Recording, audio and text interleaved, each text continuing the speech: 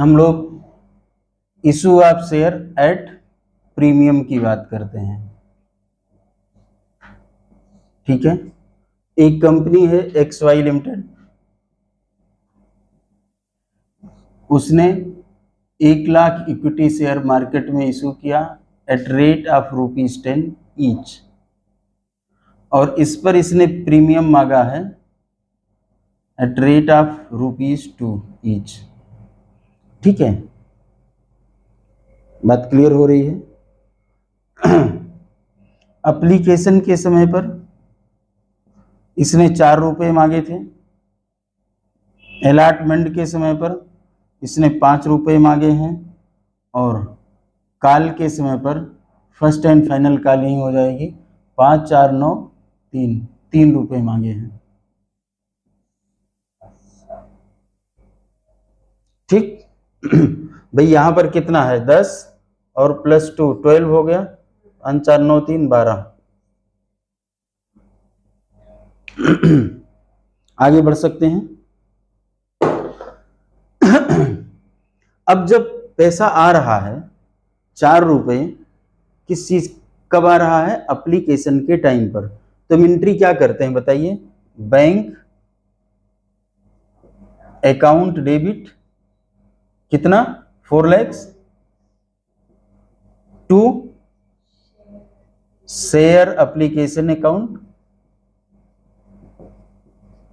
4 लाख। कोई डाउट? अब अलॉट हो गया। जब अलॉटमेंट की डेट आती है तो उस दिन 2 एंट्रियां पड़ती हैं। एक तो इस एप्लीकेशन को कन्वर्ट करते हैं, तो share application account debit 4 lakh to share capital 4 lakh. ठीक है, दूसरा क्या करते हैं? पैसा मांगते हैं। किससे मांगते हैं? शेयर होल्डर से। अभी तो ये पब्लिक था, अब शेयर होल्डर बन गया है, तो एंट्री क्या करेंगे? शेयर अलॉटमेंट अकाउंट डेबिट कितना? 5 लाख मांगना है। किससे मांगना है? शेयर होल्डर से। अब क्या करें? इनको 2 लिख दें। क्या? शेयर कैपिटल कितने से? 5 लाख। और ये गलत जवाब है। क्यों गलत जवाब है? यहां हमें ढूंढना होगा कि प्रीमियम का भी तो पैसा आएगा कहीं। ये लिखा नहीं है क्वेश्चन में। अगर लिखा है तो वहां पर आता जहां पर लिखा हुआ है, और अगर नहीं लिखा हुआ है तो यहां पर ₹3 फेस वैल्यू है और ₹2 प्रीमियम का है। कहां पर? अलॉटमेंट के समय पर। बात क्लियर है? जब हम अलॉटमेंट करते हैं वहीं पर हम प्रीमियम ले लेते हैं, अगर क्वेश्चन में नहीं लिखा हुआ, और अगर लिखा है तो वहीं जहां पर लिखा वहां मानते हैं। तो यहां पर एप्लीकेशन में, सॉरी, अलॉटमेंट के समय पर ₹3 लाख हमारी कैपिटल में जाएगा, और सिक्योरिटी प्रीमियम में, सिक्योरिटी प्रीमियम में ₹2 लाख जाएगा। क्वेश्चन ये है कि पैसा तो आ ही रहा है, तो हम इसको सिक्योरिटी प्रीमियम अकाउंट में अलग से क्यों ट्रांसफर कर रहे हैं? भाई कैपिटल में ही जाने देते हैं। दिक्कत क्या है इसको? दिक्कत मैं बताता हूं। दिक्कत यह है, सिक्योरिटी प्रीमियम एक्ट में लिखा हुआ है तो कैपिटल का हिस्सा नहीं, अतिरिक्त लिया गया है, नहीं तो उसको हिस्सा बढ़ जाएगा, उसका हिस्सा बढ़ जाएगा, और उससे हम अतिरिक्त पैसा मांगे हैं। कंपनी की पोजीशन अच्छी होगी इसलिए ज्यादा पैसा मांगा जा रहा है, हिस्सा कम में मिलेगा लेकिन पैसा अधिक देना पड़ेगा। तो इस 2 लाख रुपए का हर जगह यूज नहीं किया जा सकता है। इस 2 लाख रुपए का यूज कहां किया जा सकता है? फुल्ली पेड बोनस इशू करने में, जो बगैर पैसे, बोनस का मतलब बगैर पैसे के शेयर इशू करना होता है। ठीक है, हम जो अपना कंपनी बनाते हुए कुछ प्रीलिमिनरी एक्सपेंसेस हमने कर रखे हैं, उसको राइट ऑफ करने के लिए, डिवेंचर इशू करते हुए कहीं डिस्काउंट वगैरह दिया है उसको इशू करने के लिए, इन सब जगहों पर हम इनका प्रयोग कर सकते हैं, जो हमारा सिक्योरिटी प्रीमियम होता है। ठीक है, अब आगे क्या करें? आगे क्या करना है? पैसा मंगा लो, बैंक अकाउंट डेबिट कितने से? 5 लाख से, और क्रेडिट क्या करेंगे? टू शेयर अलॉटमेंट,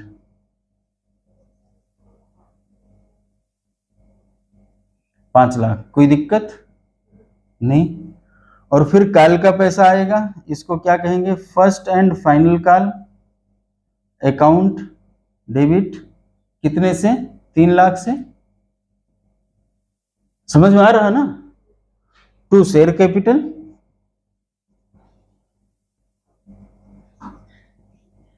तीन लाख, और फिर यही पैसा कहां चला जाएगा, ओ सॉरी, पैसा अब आएगा, तो बैंक अकाउंट डेबिट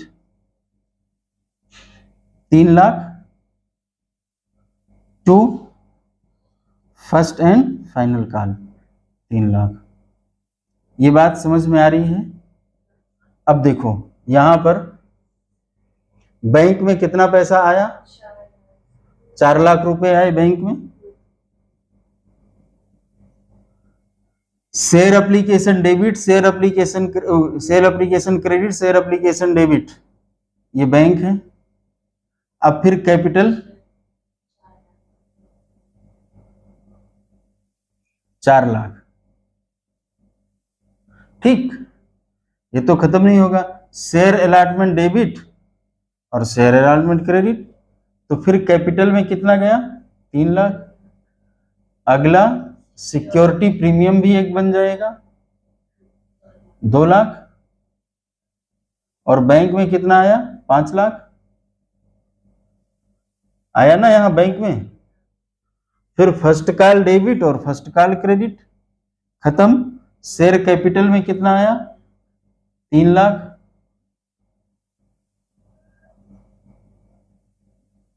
और बैंक में कितना आया, 5 4 9 3 12 लाख, ये हो गया, 10 लाख ये हुआ, और 2 लाख ये हुआ। मैथ समझ में इसकी कैलकुलेशन आ गई, कोई डाउट है?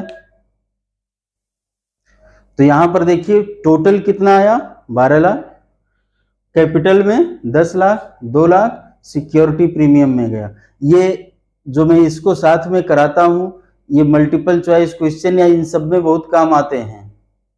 ऐसा नहीं कि इसको अलग से पढ़ा के रटाना है, जिसका यहां से कॉन्सेप्ट क्लियर होता है ना, वहां कर ले जाता है। बात समझ में आ रही ना, ये तो अभी सीधा सीधा है। अभी कहीं ऐसा भी होगा कि इसका इतना पैसा आया, इसका इतना पैसा नहीं आया, उस समय पर हम याद करते रह जाते हैं। और अगर यहां से हमारा कॉन्सेप्ट इस तरीके से क्लियर है तो आगे कभी समस्या नहीं आती है। मैं इसलिए करा रहा हूं इसको, और एंट्री काटना नहीं है, तो मैं काट के सिर्फ दिखा रहा हूं कि मतलब अकाउंट डेबिट क्रेडिट होके बैलेंस हो जाता, खत्म, नील हो जाता, जीरो हो जाता है। क्लियर है? ठीक है, फिर मिलते हैं अब थोड़ा सा बड़े टॉपिक के साथ, मतलब बड़े क्वेश्चंस के साथ हम लोग करेंगे। मुझे लगता है यहां तक का तो क्लियर है, डिस्काउंट पे इशू होगा नहीं, पार पे हमने कर लिया, प्रीमियम पे कर लिया, एक नॉर्मल क्वेश्चन से। और अभी तक जितने भी क्वेश्चन किए हैं वो क्या थे, जितना पैसा मांगा गया सारा आ गया है। अब हम लोग आगे क्या करेंगे, जितना पैसा मांग रहे हैं उसमें से कुछ नहीं आया, जितना पैसा मांगा उसमें कुछ ज्यादा आ गया है, इस तरीके से होगा। और कभी दोनों मिक्स होंगे, ठीक है, तो हम उस पर तब बढ़ेंगे आगे। फिलहाल इतना अभी आप लोग करके ले आइए, जो क्वेश्चन है उसको पूछिए। ओके, धन्यवाद।